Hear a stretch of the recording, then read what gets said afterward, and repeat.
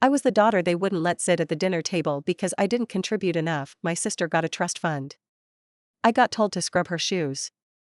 Now I own their house. They call me landlord. I'm Ria. I was the invisible daughter in a picture-perfect family. My sister Sabine got the spotlight, the praise, and a six-figure trust fund. I was handed a sponge and told to scrub her shoes. I wasn't even allowed to sit at the dinner table half the time, because, as my mother once put it, I don't see what you contribute. Years later, I bought their house when they lost it in foreclosure.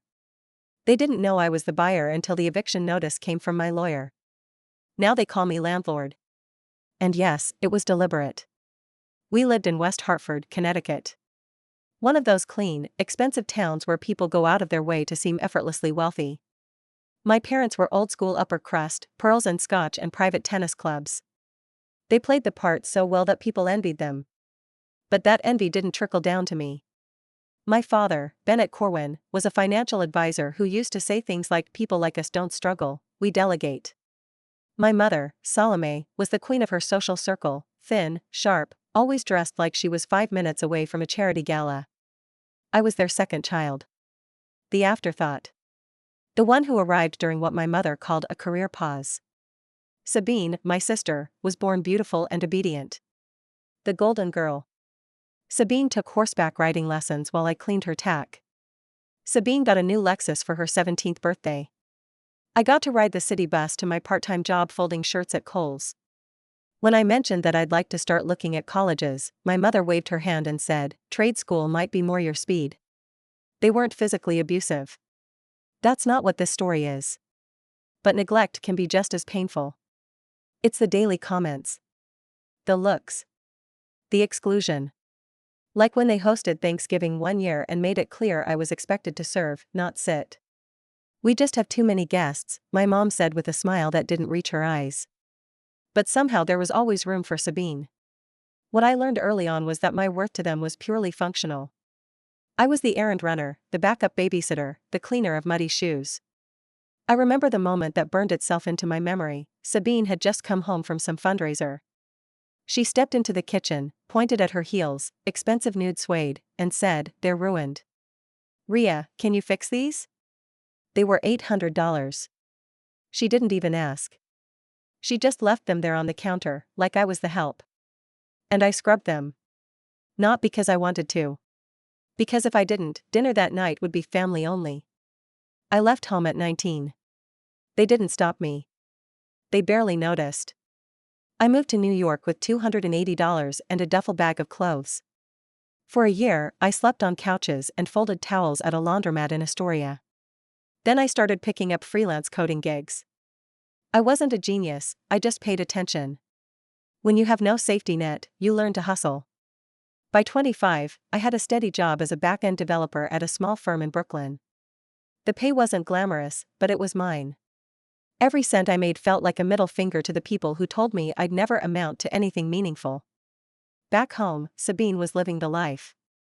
She married Quentin, a trust fund baby who worked 3 days a week at his father's asset firm and wore loafers with no socks. They bought a house in Ridgefield. She posted weekly Instagram stories from wineries and yoga retreats. My parents adored him. "He has ambition," my father said. I wanted to laugh.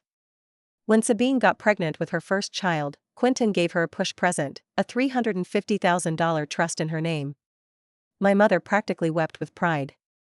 Meanwhile, I was renting a third-floor walk-up and eating lentils 5 nights a week. But I was also working. And saving. And slowly climbing. When I turned 32, everything changed. A friend of mine, Luis, one of the only people who'd stuck by me since those broke Astoria days, pitched me a business idea. We'd build modular banking systems for boutique financial institutions. I knew the code. He had the contacts. We worked 16-hour days for nearly a year. It nearly wrecked me. But it worked. Within 18 months, we had 3 major clients. Then a private equity firm made us an offer. It was surreal. After taxes, and after paying my team what they deserved, I walked away with a little over $6.2 million. And the first thing I did was hire a forensic accountant to look into my parents' finances. I told myself I just wanted to know where things stood. That was a lie. I was already planning it. Turns out, they weren't doing as well as they made it seem. They'd taken out a second mortgage on the West Hartford house. Quentin's startup tanked in 2019 and swallowed a ton of their liquidity.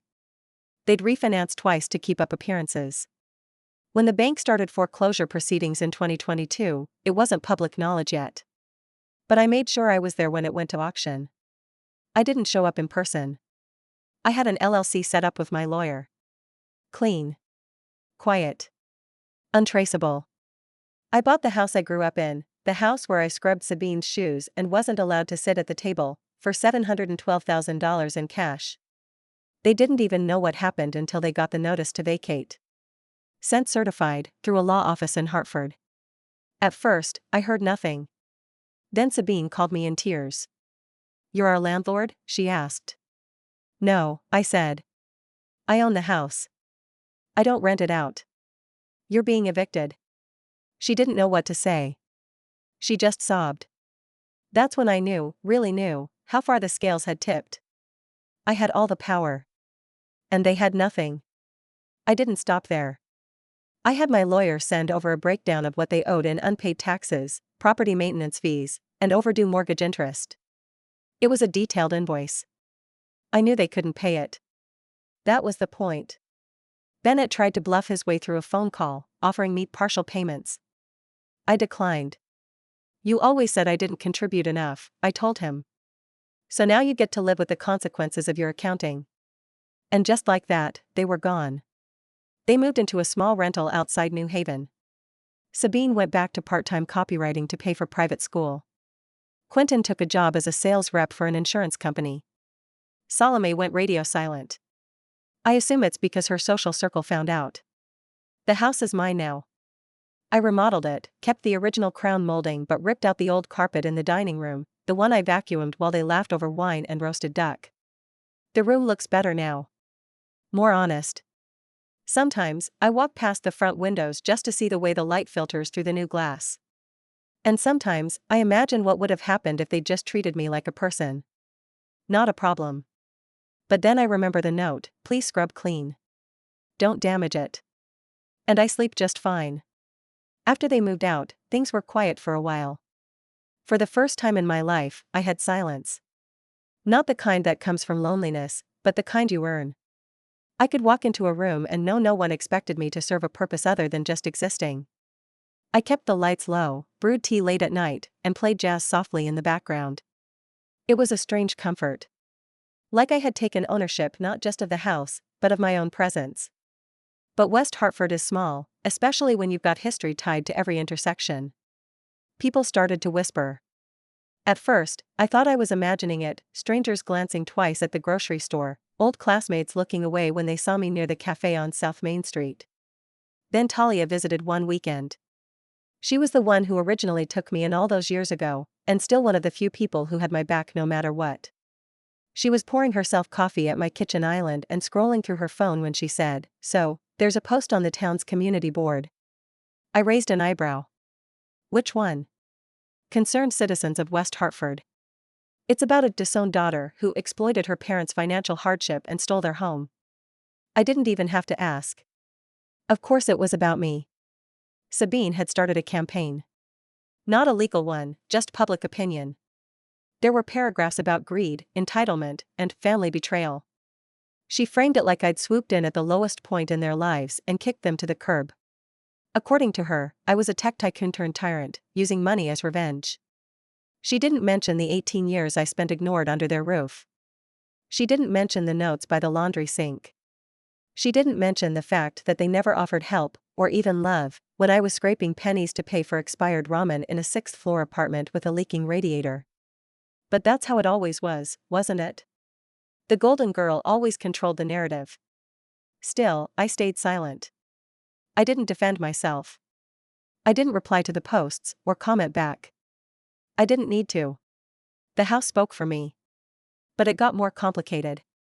A month after the smear campaign started, I ran into Sabine in person. It was at a wine bar on LaSalle Road. A former coworker had invited me to a small networking event, and I went because I felt ready. I felt, if I'm being honest, smug. I walked in wearing a dark green pantsuit and the leather heels I once saved up for over 3 months. I felt polished. Whole. And then I saw her. Sabine.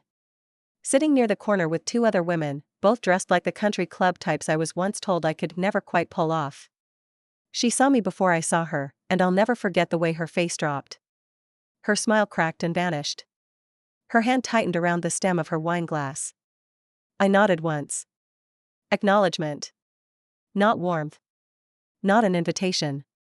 Later that night, as I waited for my Uber outside, I heard heels clicking behind me. "I hope you're happy," she said. I turned. Sabine looked tired. Not broken, but drained in a way I had never seen. Her makeup was flawless, her posture rigid, but her eyes were ringed with shadows. "I am," I said. "Are you?" She scoffed. "You could have just let us stay. You could have let me eat."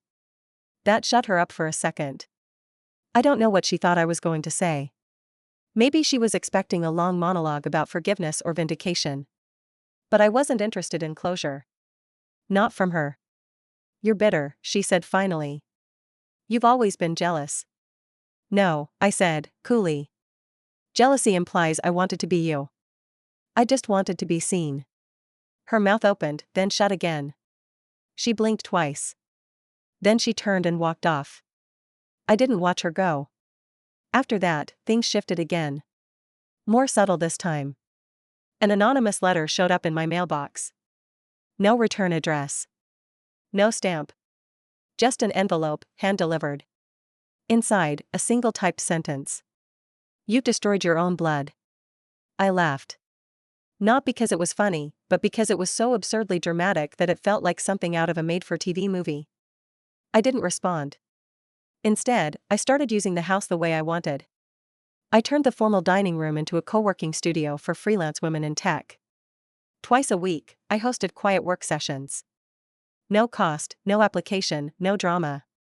Just a space to sit and build. Some of those women reminded me of myself 10 years ago, tired, overworked, and fighting for just a little room to breathe. I offered snacks, Wi-Fi, and silence. That was all they needed. Meanwhile, my parents stayed invisible. Not a call. Not a letter. Not even an email. But I heard things, through neighbors, through the grapevine. My father had been quietly blacklisted from a few of his old clients. My mother had given up hosting events. Apparently, she told someone they were downsizing to be closer to nature. Right. Quentin got a job at a flooring warehouse in Meriden. The trust was gone. The nannies were gone. The second BMW? Gone. But Sabine still had her pride. And pride doesn't die easy. So I wasn't surprised when, months later, she reached out again. This time it was an email. Short. No salutation. Subject, proposal body, "I've been thinking. We've all made mistakes. I'm not saying we should go back to the way things were, but maybe we can find a middle ground. The house has space. Maybe you'd consider letting us rent one of the rooms. Not as charity. As a gesture of healing. Think about it. For the kids." I stared at the screen for a long time. I didn't reply right away. I let it sit. I wanted to make sure my response didn't come from rage or satisfaction. I wanted it to come from clarity. Because that's where I stood now. Clear. And when I do respond, it won't be what she hopes for. I didn't respond to Sabine's email for over 2 weeks. At first, I ignored it. Then I reread it every night like it was a splinter under my skin I couldn't quite dig out. There was something in that last line, "Think about it." For the kids. It struck me, not because I cared about her children, I'd barely met them, but because she assumed invoking their innocence would bypass my history. Like saying "for the kids" would erase 2 decades of exclusion, condescension, and erasure.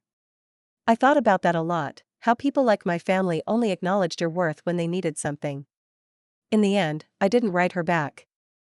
I sent a brief message through my lawyer, "Thank you for your message. At this time, the property is not available for partial or full occupancy. Please refrain from further proposals related to residence or tenancy." Professional. Cold. Final. She didn't respond again. But silence from Sabine rarely lasted. 3 weeks later, I got a call from a number I didn't recognize.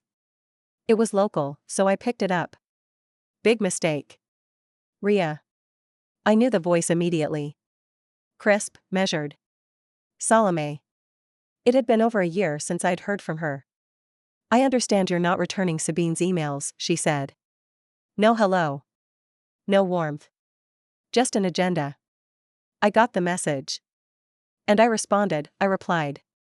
A lawyer's letter isn't a response. It's a weapon. I paused, letting the weight of that statement hang.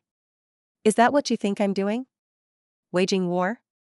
I think, she said slowly, that you've made a spectacle of yourself. Buying the house. Making us move out. Hosting strangers in the space your family built, my family built, I cut in. You mean the house I wasn't allowed to eat in? She ignored that. I didn't call to argue, she said, though every word of hers was a razor disguised as silk. I'm calling to suggest we meet. Face to face. Just you and me. I was silent. Have dinner with me. Sunday. 7 p.m. You choose the place. My gut said no. Every fiber in my body said don't give her an inch. But part of me, it's hard to admit, still wanted to be acknowledged. Not forgiven. Just seen. So I agreed. We met at a quiet Italian place in Glastonbury. I picked it deliberately. Neutral ground. Somewhere she'd feel slightly out of her element. She arrived 5 minutes late, of course, in a beige wool coat and gold scarf that looked more like a costume than an outfit. She scanned the room like she was being watched, then sat across from me like we were old friends. Ria, she said, smiling tightly. You look mature. I took it for what it was, a backhanded jab dressed as small talk. We ordered. I didn't make conversation. I let her squirm in the quiet. Finally, she spoke. You've made quite a name for yourself. I gave a half nod. I've worked for it. You always had potential, she said quickly, as if hoping that compliment might lubricate whatever she was about to say next. I said nothing. She sighed. I'll get to the point. Sabine is struggling. Quentin's taken on second jobs. The children are, well, children. They're too young to understand what's happened.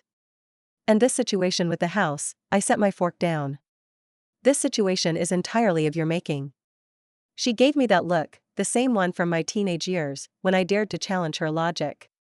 The look that meant I was being difficult. Ria, be reasonable. Reasonable? I almost laughed. Let's rewind. Do you remember Thanksgiving 2008? She blinked. What does that have to do with, you made me serve food to the guests? Then asked me to leave the table because the adults were talking. I was 17. Her face twitched. You made it clear I was a burden. Every opportunity you gave Sabine, you withheld from me. And now that I have the upper hand, you want to make it about the kids? About family? I was doing what I thought was best. For who? I asked. For you?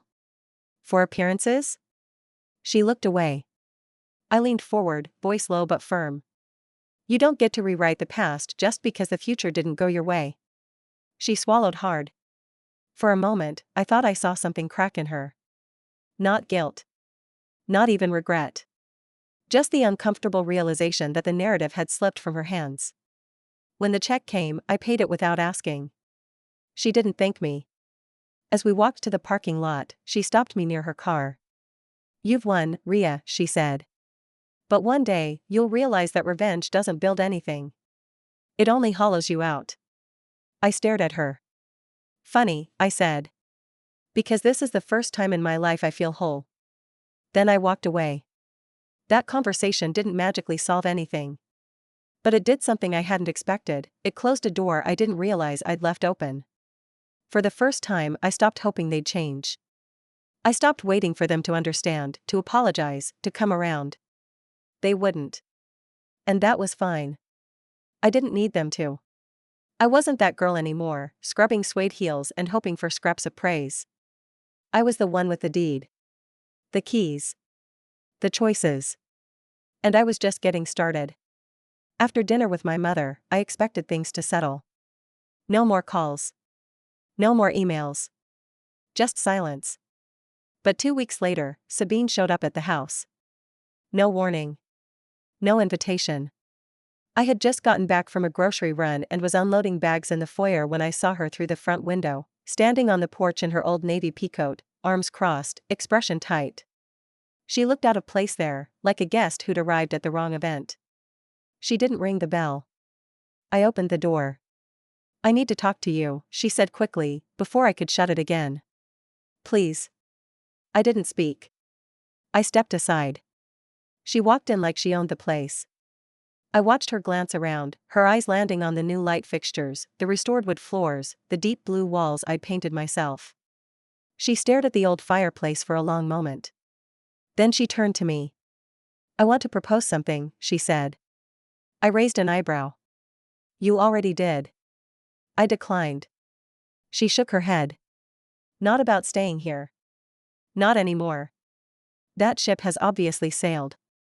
She hesitated. "I want to buy the house back." I blinked. Slowly. Then I laughed. A quiet, stunned kind of laugh. "You want to buy it back?" "Yes," she said. "I've spoken to Quentin's uncle. He's willing to help us with financing if you're willing to sell. You'd make a profit. And we could reset." "Reset what, exactly?" She looked me in the eye. "Everything." I should have been furious. But I wasn't. I was tired of the performance. I was tired of her pretending we could undo what was done. I crossed my arms and leaned against the wall, letting the silence stretch. "You still don't get it," I said finally. "You think this is about real estate." She frowned. "Isn't it?" "No," I said. "It's about respect. About dignity. About the fact that you all treated me like a housemaid growing up. That I was never invited to your table unless you needed something. And now, when the house has value again, when I have value again, you come back." She started to speak, but I raised a hand. "I'm not selling. Not to you. Not ever." Her jaw clenched. "So that's it, then? You win?" "No," I said. "I own." "That's not the same thing." She stood there, speechless. Then came the final blow. "You know what, Sabine?" I said, slowly, deliberately. "Since you're so interested in the house, let me make a counter-proposal." She looked wary. "What?" "I've just listed it. Fully furnished. For Airbnb. High-end clients, professionals. Minimum 5-night stay. I charge $750 a night." Her face twitched. "And I'm naming it the Corwin House. With a little framed write-up in the foyer," I added, walking over to the table and picking up the printed sheet I'd prepped just a week earlier. I handed it to her. She read it. I watched the color drain from her face. Once the proud residents of a Connecticut family who prioritized appearances over compassion, the Corwin House now welcomes guests from all walks of life. A reminder that home isn't inherited, it's earned. Sabine crumpled the paper and tossed it back on the table. "You're unbelievable." "No," I said. "I'm free." She left without another word. The listing went live 2 days later. It was booked within the week. Every now and then, I sit outside on the front steps as guests roll their suitcases inside. I hear them laugh in the kitchen. Sabine once made me clean. I see them take selfies under the stained glass transom window I restored. I've hosted authors, tech founders, school teachers from small towns who wanted a taste of New England charm. They read the little plaque in the foyer and smile. Some ask questions. Others just nod. But my favorite guests? They were a quiet family of 4. The mom was a nurse. My dad is a mechanic. 2 kids, probably 10 and 12. They were polite, gracious, and amazed by the house. On their last day, the mom handed me a note. "Thank you for giving people like us a chance to stay somewhere this beautiful. We've never stayed in a place that made us feel so welcomed." I keep it on my desk. A year has passed. Salome never called again. Bennett mailed a generic Christmas card with no return address. I tore it in half without opening it. Quentin, last I heard, moved out of state. Sabine's living in a 2-bedroom condo in East Hartford. She started a lifestyle blog. It has 6 followers. Sometimes I wonder if they think about me.